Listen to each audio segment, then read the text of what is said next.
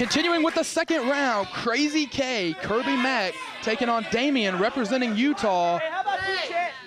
Damien really scored an upset in the first round, defeating the American Steel Ninja, who's on multiple occasions been a champion in the CWF Mid-Atlantic. He has a tough match tonight in Kirby Mack. Krazy K, a veteran of this area.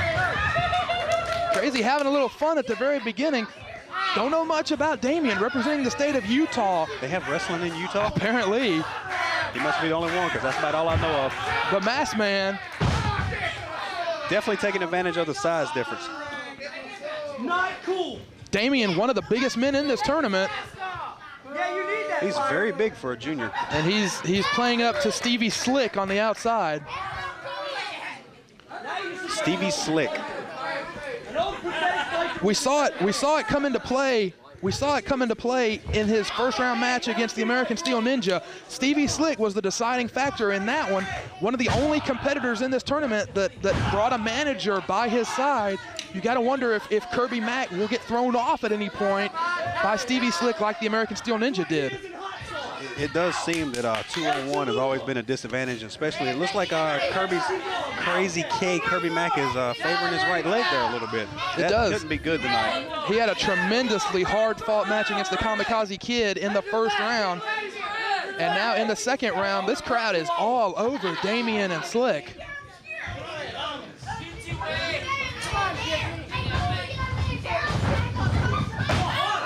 Roll up.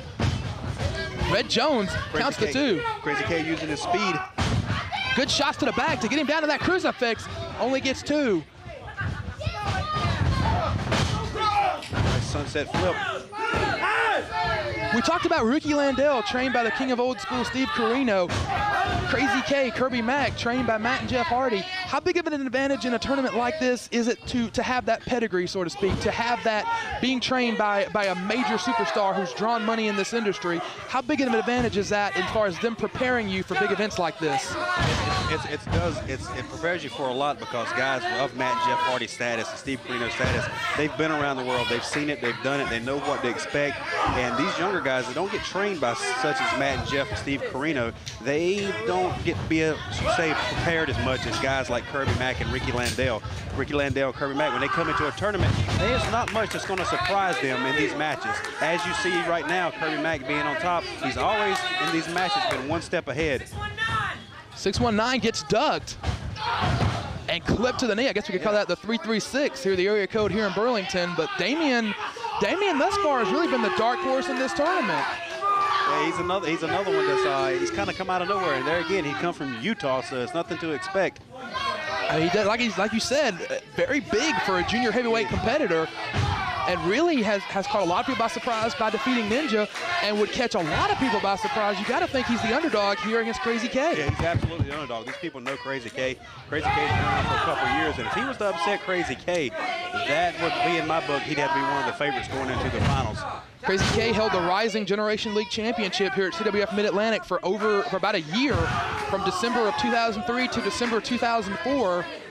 We will see the current Rising Generation League champion, Kid Justice, in action next. And man, that referee is getting right up in the face of Red Jones and Kirby Mack. That manager, Stevie Slick on the outside, I tell you, he's really getting under the skin of this crowd at CWF Mid-Atlantic, but at the same time, his man is really taking control of Krazy K thus far. He's actually taking advantage of Krazy K, and he's getting the crowd involved as well. But I do know with being with Krazy K, I've actually been in the ring with Kirby Mack a few times myself, and this Damien's going to have to bring a lot more to the table than what I'm seeing right now to defeat Krazy K. You know, Damien doesn't necessarily have the polished look of some of the guys that are in this tournament, but what a shock it would be for a virtual unknown like that to walk out with a world championship at the end of this two-night event. And I mean, it could happen on any given night. You could see any given wrestler upset another, and what a boost it would be. We talk about what it would do for Ricky Landell's commitments in Japan. We talk about what it would do for Shannon Moore rebounding off of an international exposure like he's gotten. What would it do for an unknown like Damien to capture this tournament? It would do great things for him. It would put him on the map, get this guy a lot more bookings to where he could go around and make a bigger name for himself. And plus, Krazy K has turned it around. Don't know how wise it was to go for a leg drop. with that. He's been favoring that leg since he came out. I don't know how wise it was to go for a leg drop. Krazy K being kind of a ring veteran in the past few years, he does show his inexperience by going back to some moves that's going to injure his leg, as we've seen with that little aerial attack that he just did. Well, you tend to forget a lot of times these guys that have had tremendous exposure, that have worked in different territories in different parts of the country. Wow, big power slam. Nice. You forget maybe they only have a handful of years experience, only maybe less than 5 years experience, because they are so high profile. And Krazy K is one of those guys. You see him wrestling all over the country, but really only in, I believe, his 4th or 5th year as a pro. He's been in this business long. Sometimes he does look like a veteran there, but there again, he goes back to looking like he's just getting into business. You know, the adrenaline takes a little bit of effect. Your leg doesn't get a little bit numb, and then you go back and you get that move put back on you, and the pain will come right back. That's exactly right. The crowd's starting to get on their feet for Krazy K. If you're Kirby Mack, how do you want to counter this man's size? I mean, like we said, Damien, I believe the biggest man in this tournament by a good 30 or so pounds. It's kind of, you're going to have to use your quickness, but Damien's, he's being very, very smart by going to Krazy K's leg, his injured leg, something he was favoring as soon as he walked in. And Damien, there again, he's showing he's smart. I don't know how long this Damien's been in the business, but he is showing his ring prowess, as you would say, of going and taking advantage. He fancies himself a luchador. Winning a tournament of this caliber could catapult him into making a name for himself internationally. It only takes one match. We talk about going to Japan. You know, if his ambition is to, in fact, to go to Mexico and learn more of the lucha style, a win in a tournament like this could be just what he's looking for to catapult himself into that next level. Absolutely. Krazy K in that rear chin lock now. Almost went down for the 3rd time. Referee Red Jones was right there. Doesn't matter how small, how quick you are. If you can't breathe, you ain't going nowhere. That's exactly right. Krazy K fights out, hits the ropes. Almost like a half flapjack. That's exactly right. Shades of beautiful Bobby. Krazy K is still favoring that knee. If he does make it past Damien tonight, how much will that knee be a factor tomorrow night when we're down to 8 in the quarterfinals? Krazy K is looking to be in bad shape at this point, and he is at the feet of Stevie Slick on the floor. Because he won't be able to have much rest by tomorrow if he does get past Damien. But there again, 2-on-1. You have to show the smarts of Damien using his manager by bringing him out here. Damien looked as if he was rushing the ropes, which just gets Red Jones' attention that much more. And now finally Red Jones catching Stevie Slick and is sending him back to the corner. Crowd is all over Stevie Slick.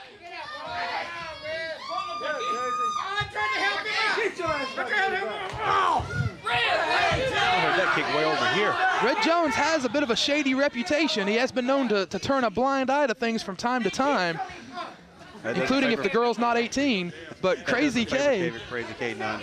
No, absolutely not. Everything's stacked against Krazy K tonight. Count of 2. Very light Shut cover. up! They're not hair plugs! Very light cover. Referee Stevie Slick really giving it to this crowd. Just shut up, you're no. It's leather. Damien really looks like he's getting overconfident against Kirby Mack, and I'm not sure how wise that is. Bulldog shoots off the ropes and connects. Sprung off the middle rope, makes the cover. 1, 2, only gets a count of 2. Does Kirby Mack. Cut off with a big elbow from Damien. An incredibly light cover again. He's not using any of his body weight on Krazy K. I can't understand that. It seemed like Damien would be a little bit smarter. He would put all his body weight and hook the leg. Especially having a weight advantage like he does over Krazy K, and he's not using it to his advantage. I think he thinks he's got Kirby Mack beat at this point, and I don't know if that's a wise move at all. He's definitely underestimated Krazy K. Up and over. Krazy K with a DDT right on the AWA logo in the middle of the canvas.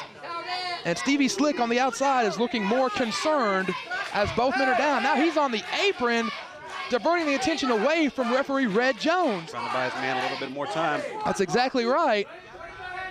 And any good manager would do the same thing. They see their man in trouble, you got to buy him a little more time, give him a little bit more of a breather. The crowd is all over Red Jones, wanting him to evict Stevie Slick, but now seems like Krazy K's making it back to his feet first. Krazy K's going for that high risk. Can't understand that, and it paid. Backfired on him. I think if anything, Krazy K was going to try to go for broke, and he might get it. He might get broke. Oh, off the top. Looked like an exploder from Damien. And Krazy K was out on his knees. See, Krazy K is dead. This match is taking its toll on him. Damien can't get over and make the cover. Glazed over look in his eyes, but he inched his way towards the ropes and got that foot over the bottom rope. Great ring presence from Krazy K. There again, if he'd have wrapped his leg up, the man would have never been able to make it to the bottom rope. Can't understand some of these guys tonight not hooking the leg. Damien's great flaw, he's not using his size to his advantage. A big clubbing shot to Krazy K, who was hung up on the ropes. He's giving Krazy K too many chances. We've all seen in this business what can happen when you give little guys too many chances. Through the legs, and a big enziguri to the back of the head that has got this crowd back on their feet. They see a little bit of life back in Krazy K. There again, the Slick is back to his feet, trying to get his man a little bit more time. Krazy K has got the cover, but the referee distracting Red Jones. Hey, I'm not in this match. I'm not in this match. I'm not in this match. Krazy K's making a flawed mistake, turning his back to Damien. He diverted his attention from his opponent, and Damien catches him with a clubbing shot to the back of the head. Could be going for that set-out DDT that we saw in the first round. Krazy K fights out of it. Into Stevie Slick. And the rolling reverse gets the win for Krazy K, who will move on. On the skin of his teeth, Krazy K's moved on to the finals. He will move on to the quarterfinals tomorrow night with 7 other competitors, excuse me, but how bad a shape is Krazy K gonna be in come tomorrow night?